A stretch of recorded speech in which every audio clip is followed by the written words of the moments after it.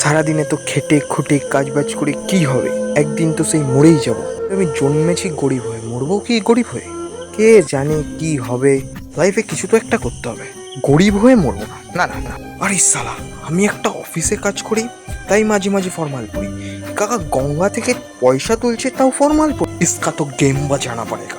আচ্ছা, আমি যদি গঙ্গার নিচে একটা বড় জাল পেতে রাখি, সকালে গিয়ে আমি ওই জালের মধ্যে থেকে সব টাকা তুলে নেবো, সব টাকা নিয়ে গরিবদের মধ্যে বিলিয়ে দেবো। কিন্তু না, এত বড় জাল আমি কোথায় পাবো?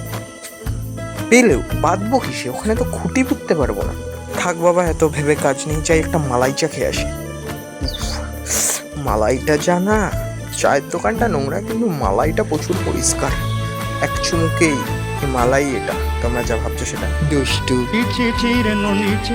আরে তারা, এটা কি বস্তু?